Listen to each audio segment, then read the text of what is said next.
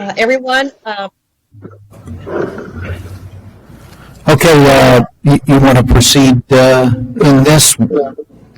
I need to have this reading about recording. This meeting of the Defined Contribution Committee is now being recorded for record-keeping purposes. By participating in this session, you are consenting to the recording, retention, and future viewing of this meeting. This meeting is also now being live streamed. Thank you. Okay, I can open it up by taking roll, if that's all right with you, Mary. Yes, please go ahead, Joe. Mr. Becker? Present. Mr. Urban for Senator DeSanto? Present. Mr. Acco for Representative Frankel? Present. Representative Schemmel? Yes, here. And Ms. Soderberg?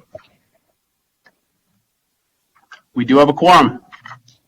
We have a full attendance of the committee, so I would like to call to order the Defined Contribution Committee for June 8th, 2021 at 9 a.m.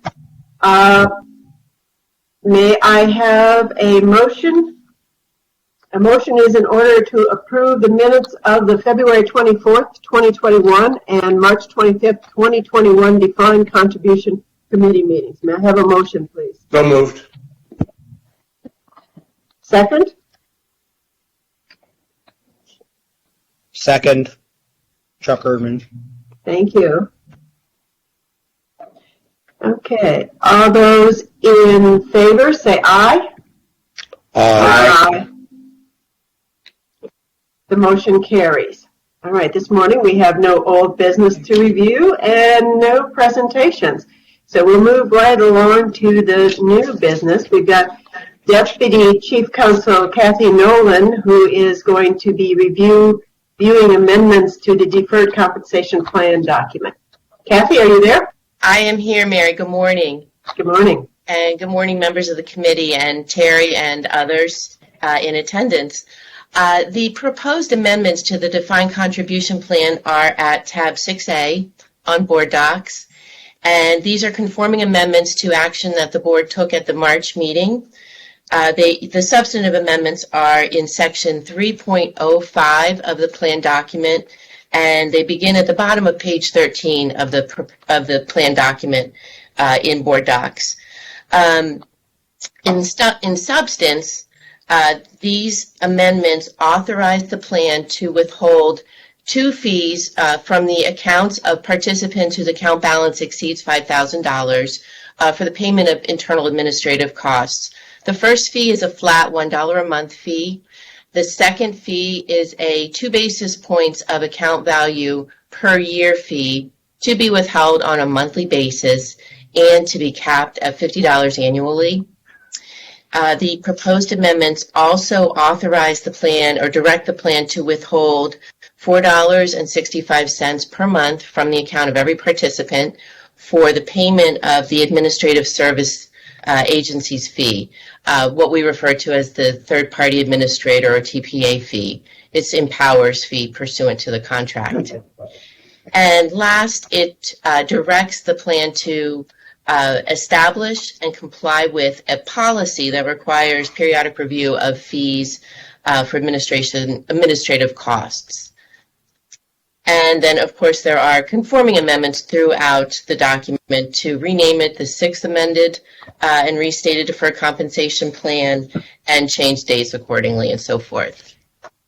Are there any questions? Any questions by the members or by other members of the board? Okay, thank you.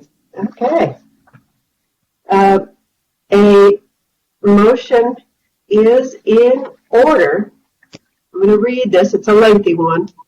A motion is in order to recommend that the State Employees Retirement Board amend the 5th amended and restated deferred compensation plan for officers and employees of the Commonwealth of Pennsylvania, attached hereto and labeled Attachment A, in accordance with the board motion on March 25th, 2021. 2. Number 1. Provide for charging plan participants whose account balance exceeds $5,000 a monthly flat fee of $1 and an asset-based fee of 2 basis points of the participant's account balance, not to exceed $50 annually, with both the flat fee and the appropriate portion of the asset-based fee to be withheld on a monthly basis from individual investment accounts effective July 1, 2021. Number 2, provide for reducing the third-party administrator fee for all participants from $4.95 to $4.65 per month effective July 1, 2021. And number 3, retile the plan document accordingly as the 6th amended and restated deferred compensation plan for officers and employees of the Commonwealth of Pennsylvania. Do you have a motion? So moved. A second? Second. Mr. Torta, will you do a roll call vote on this, please? Yes, I will. Mr. Becker? Aye. Mr. Erdman for Senator DeSanto? Aye. Mr. Acco for Representative Frankel? Aye. Representative Schemmel? Aye. And Ms. Soderberg? Aye. Unanimous vote. The motion passes. Thank you all very much. The next item on the agenda is the potential elimination of this committee. And I had reached out to the members of the committee, but just to give others in the room a little bit of context, when we first set up this committee several years ago now, I was a big proponent of it. I thought as a board, we were not paying close enough attention to the deferred compensation program. Since then, the law has been amended and we now have some different benefits that have been added. The whole concept of the defined contribution plan has been rolled into being under the auspices of this committee as well. But over the years, it always has seemed like the real work was being done in either the investment committee or in the Finance and Member Services Committee. And our role in this committee was primarily to make certain that whatever the other two committees did, we made appropriate changes to the deferred compensation or defined contribution plans. And specifically, I think back about most recently when we did the fees, discussed the fees in March. We had to bring both committees together to have a comprehensive discussion of the fees. But before that, I realized that there was a disconnect when we were talking about things like targeted funds.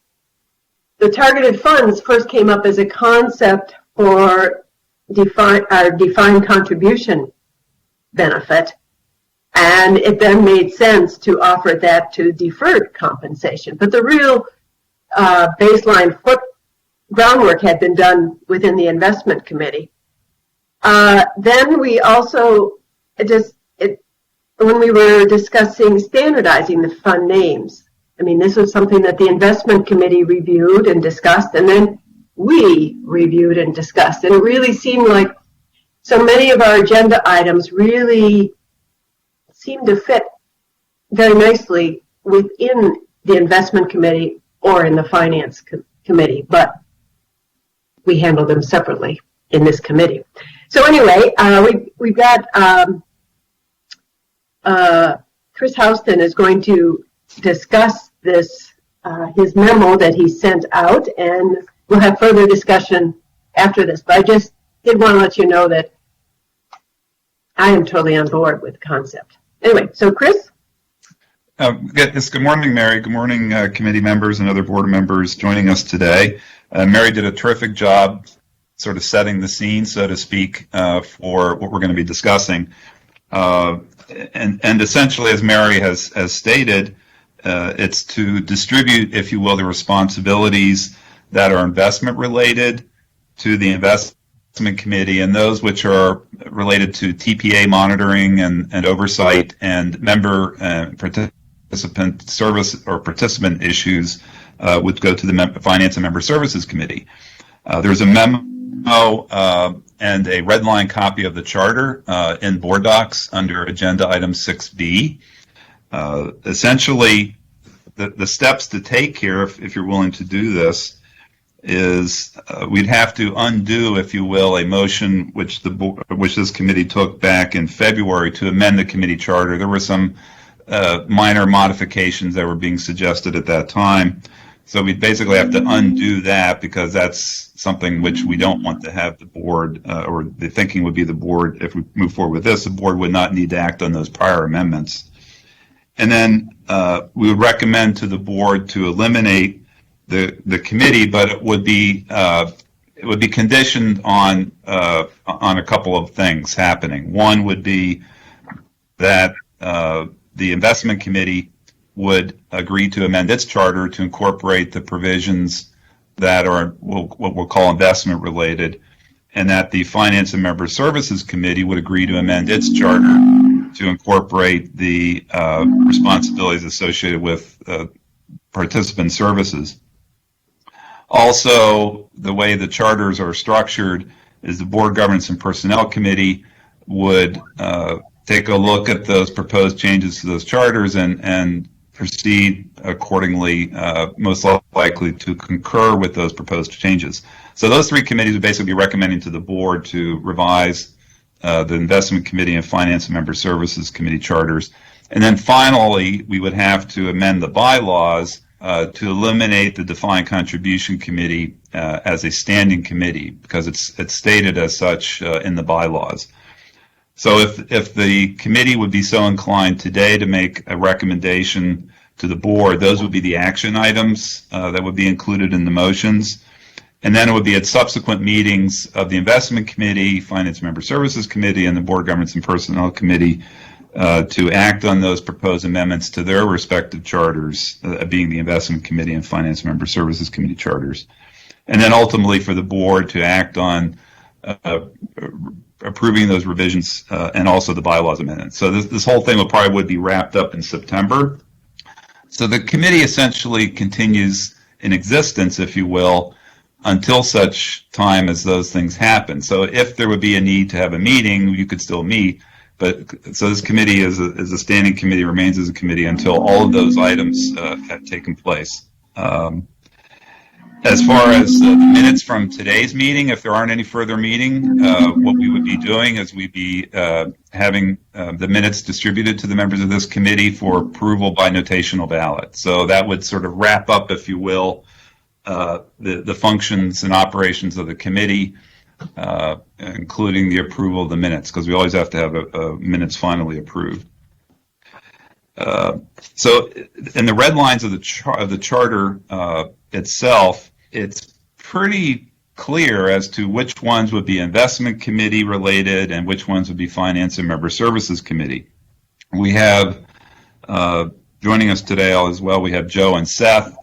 If you had any particular questions regarding those responsibilities, which would be proposed to assign to the other committee, but essentially it's dealing with the plans, both of the plan statements of investment policy. That would be something we would be talking about having the investment committee undertaking. Investment menu design and content would be going to the investment committee.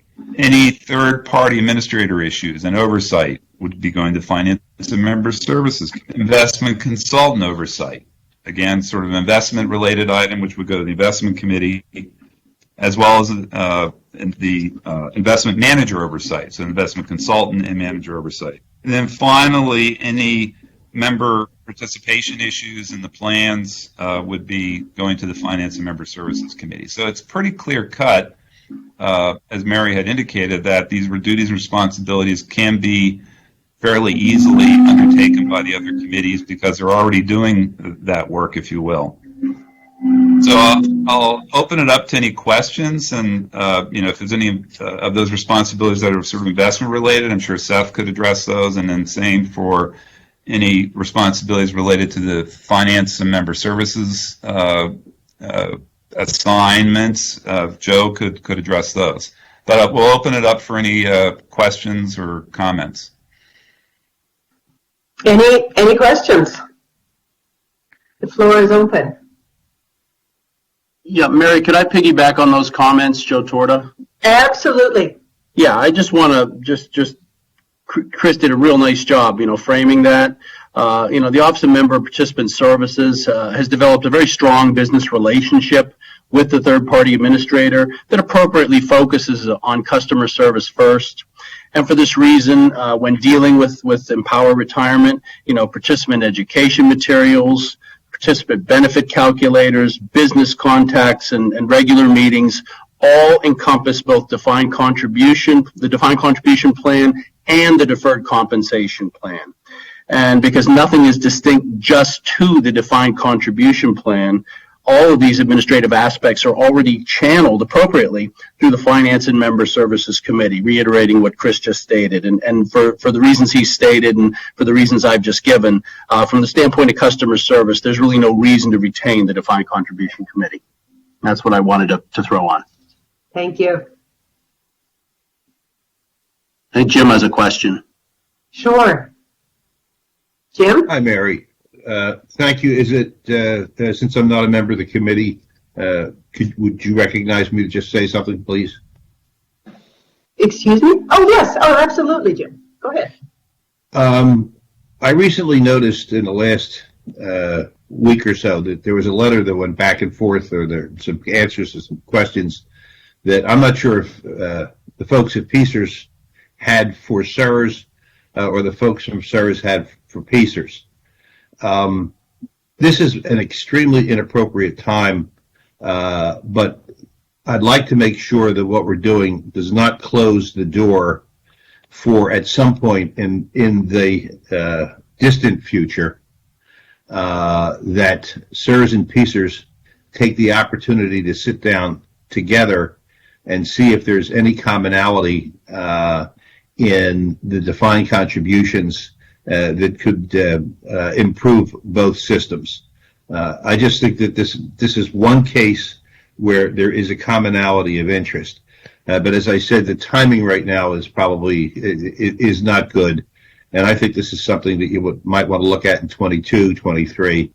And I just wanted to make that suggestion. Thank you, Jim. That's a good idea, a good suggestion. Thank you. Dan Arco has his hand raised. Yeah, I just want to briefly give a thank you to the staff and to this committee, because I think actually this committee did play a very important role, which is looking in the establishment of these plans. As this committee reviewed other states and looked at the process in which we hired vendors for these programs, I noticed that we had evidence that other states in doing this had incurred on their participants in their defined contribution plans much higher investment fees. So I just want to thank the diligence of both the CSRS staff and the members of this committee in launching this program. While there are concerns with small balances and fees, that they could have been much, much higher. So just wanted to thank the members of this committee and the staff who worked on this for not doing that. And I agree with Mary that having done that job, these functions do overlay with the other committees. Okay. Thank you, Dan.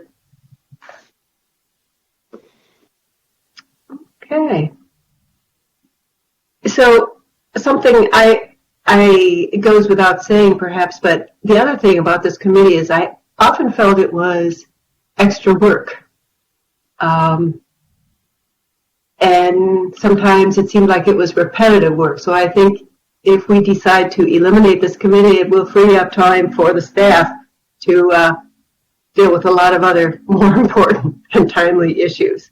Just by being able to consolidate these discussions into two other committees rather than having a separate committee will save quite a bit of work going forward, I believe. Any other questions or comments? Yeah, if I could, Mary, just Sure. one quick question. As far as the membership of this committee, is everyone currently on either investment or finance and member services, or does anyone need to be sort of reallocated? That is a very good point, Chuck. And I was having the same thought myself this morning. I, for example, am not on the investment committee, and I was thinking that perhaps that I would like to be on the investment committee with the closure of this committee. So that's something I guess Chris or Terry or Dave Feldman, has there been any thought about that? Changing the Mary, this is Terry. Unless the chairman is, I don't know if the chairman's on, but I would certainly defer to him. But that the constitution of the committees is something that we can certainly take a look at. Almost every board member, if not every board member, is on more than one committee, so they would still be on a committee. But the investment committee, for example, at this point in time is a committee of 9. And the Finance and Member Services Committee is a member of is a committee of 5. Some of you are on other committees, maybe not these two, but that's something that we can certainly take a look at with the chairman. And I'm sure he'd be open to hearing your desires, and then we can take a look and see what we can do. Okay. Is this something that we should just reach out to Chairman Philman about directly? Sure, I will give him a heads up about this. There's plenty of time between now and when it would actually take place in around the September timeframe. So what we can do is probably maybe reach out to each of the committee members. But I can talk with Chairman Philman about that, and we'll be sure to reach out to everyone and let you know. So you might be wanting to think about what changes you might want to see in the meantime. Okay. Right. Thank you very much. Mm-hmm. Any other questions or comments? There are 2 motions that support this proposal, and I'm asking a question to the legal staff. May I read both motions together, or do they need to be done separately?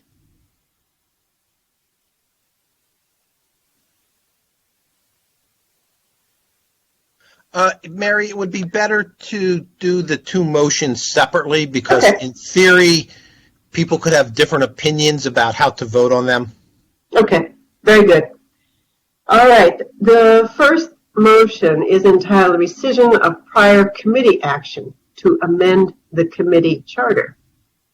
So, a motion is in order for the Defined Contribution Committee to rescind the action taken by the committee on February 24th, 2021 to recommend, 1, to the State Employees Retirement Board that it approve amendments to the Defined Contribution Committee Charter after receiving input from the Board, Governance, and Personnel Committee, and 2, to the Board, Governance, and Personnel Committee that it concurs with this committee's recommendation and so inform the State Employees Retirement Board. May I have a motion, please? So moved. Second? Second. Okay, Mary, would you like a roll call? Or a Yes, call? please. Mr. Becker? Aye. Mr. Urban for Senator DeSanto? Aye. Mr. Acco for Representative Frankel? Aye. Representative Schemmel? Aye. Ms. Soderberg? Aye. Unanimous. The motion carries. I'm seeing another hand up, but I can't see who it is. That was Mr. Acco's hand. Oh, okay. Thank you. Do you have another question, Dan, or? Okay. Hit the wrong button. I apologize. Okay. Second motion is entitled Recommendation to the Board to Eliminate the Defined Contribution Committee. A motion is in order for the Defined Contribution Committee to recommend to the State Employees Retirement Board to eliminate the Defined Contribution Committee as a standing committee to be effective upon board approval of 1, amendments to the Investment Committee and Finance and Member Services Committee charters, assuming the responsibilities of the Defined Contribution Committee as appropriate, consistent with the purpose and responsibilities of those committees after receiving input from the board, amendment to the board's bylaws to eliminate the defined contribution committee as a standing committee. May I have a motion, please? So moved. Second? Second. Mr. Toya? Roll call vote, Mr. Becker. Aye. Mr. Erdman for Senator DeSanto. Aye. Mr. Acco for Representative Frankel. Aye. Representative Schemmel. Aye. And Ms. Soderberg. Aye. Unanimous. The motion carries. Excuse me, Mary and Joe, let me chime in for a moment. Was it just my computer, or did everybody lose some input of some of the sound when Mary was reading the motion? Because she said after receiving input from the board, and then I heard a pause, and then she started talking about amendment to the board bylaws, and there was a clause missing in the written motion. I just wanted to. Joe, I heard the whole thing on my. Okay, that is fine then. I just wanted to make certain everybody heard the whole thing. That was just my computer, not a glitch for everybody. Thank you. Yeah, that was good as well. That was good. Okay. Perhaps the next motion should be to purchase new speakers for your computer, Joe. Okay. My apologies for interrupting. That's quite all right. That's quite all right. So that motion carries. We are down to number 7 on the agenda. Any comments, concerns, questions by members of the committee or perhaps other board members? Okay. With that, I thank you all. And some of you, when I first was on this board, appointed this board, I was very frustrated that there was a real disconnect between the deferred compensation plan and the defined benefit plan. And in the last couple of years, the website has improved, so it's a one-stop shopping. You can see it all, and a lot of things have changed and improved. So I have no hesitation at all with the action that we have taken this morning. I think we are in a good place to move forward. So with that, may I have a motion to adjourn? So moved. A second, please. Second. Second. All those in favor say aye. Aye. Aye. And this meeting of the Defined Contribution Committee meeting is adjourned at approximately 9:28 a.m. And I believe we will be gathering in a few minutes for the Audit Committee. That's correct. Thank you, Mary. Thank Thank you. Bye-bye.